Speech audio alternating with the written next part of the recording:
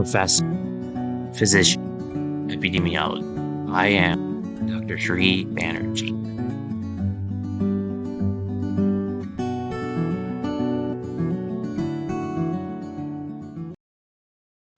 Hello, everyone. I'm Dr. Sri Banerjee, core faculty for the College of Health Sciences and Public Policy at Walden University with a joint faculty appointment at Ross University School of Medicine. And what I wanted to talk about today is the coalition of modernity, nationalism, and colonialism, which is a very interesting set of movements that took place in terms of people's loyalty to a certain type of ideology or government. And part of this, what this paper talks about, was at the center of it all. Of course, eugenics became almost an obsession for the first half of the 20th century among many scientists.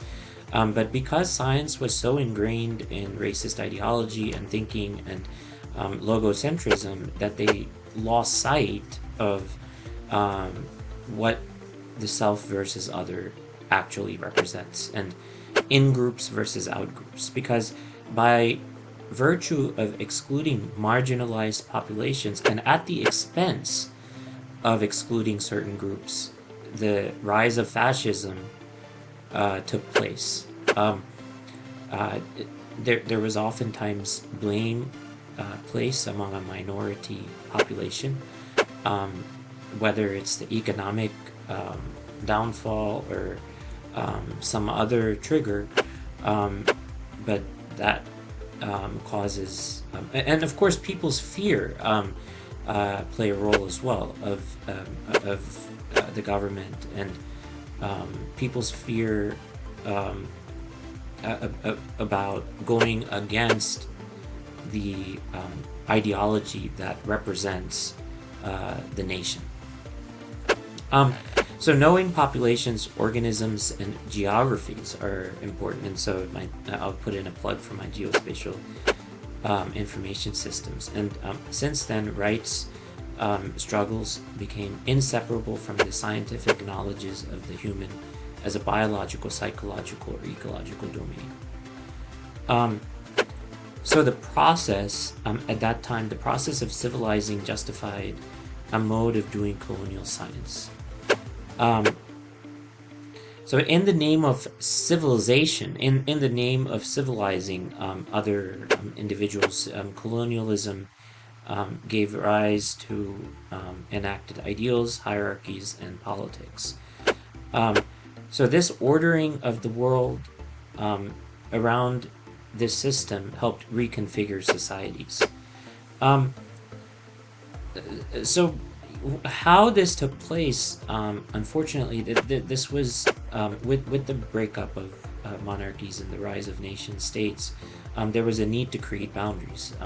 There was a need to create nations that would have boundaries and would be represented with various flags. And so this conceptualization and the packaging of some of this information can be in a way restricting. Another scientifically led nationalist ideologies was engineering feats. So the space race, the first one to go into outer space, the first one to go to the moon. And so these nationalist ideologies actually came from liberal and conservative systems. So how do you have the best form of productivity and nationalist projects as agents of modernity? So the state-planned utopian engineering projects, dams were all over the place. The Tennessee Valley Authority dams, the Hoover Dam, all of these dams, they were constructed during the New Deal, and a lot of after the Great Depression. So these were more for the purpose of employment rather than effectiveness. So the dams were not always effective because they actually disrupted and nowadays it's not recommended because it disrupts the flow of rivers to the point that, and this has taken place in recent years, that the water doesn't actually flow downstream into another country. So there has been a war, not necessarily a war, but a kind of a battle in terms of who gets the resources and who doesn't. Other than that, I think it's important to know, and I like this statement, and what colonial practices do they convey if we understood colonialism as the making of others inferior to validate the self.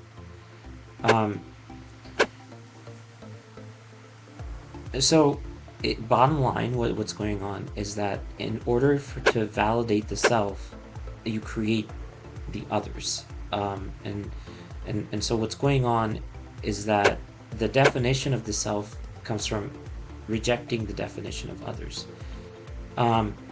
So we saw this in different time periods, especially accelerated. Ronald Reagan was part of this kind of time period. Margaret Thatcher, Prime Minister of England, and then Pinochet, who was a dictator. And their politics around the world kind of made significant contributions during this time.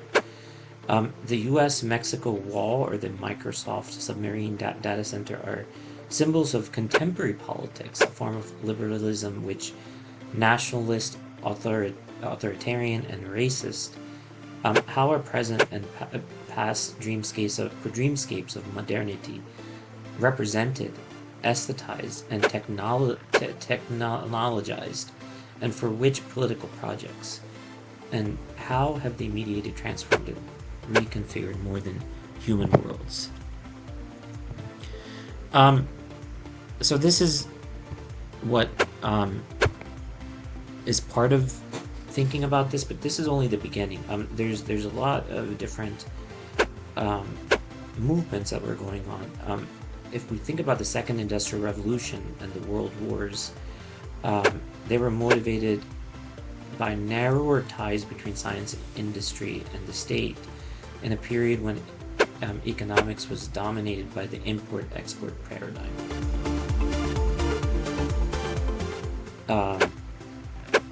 So from right to left nationalist ideologies, nations at that time centered science as a way to actively engineer societies, landscapes, and productivity.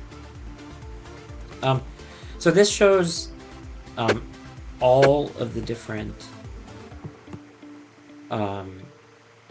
facets to be considering in the age of modernity. There's even introduction of animal species, animal plant seeds, and species that were nationalist projects, beautification projects, and a lot of times they ended up in disaster because they became invasive species. I'll give you an example of kudzu, which is an invasive species now all over the south and moving to the north, and it was actually introduced from Japan as an ornamental sort of plant. So there's a lot of examples of many different movements that was taking place to create the perfect storm of modernity, nationalism, and colonialism. I hope this has given you some insight in this subject. Thank you for listening.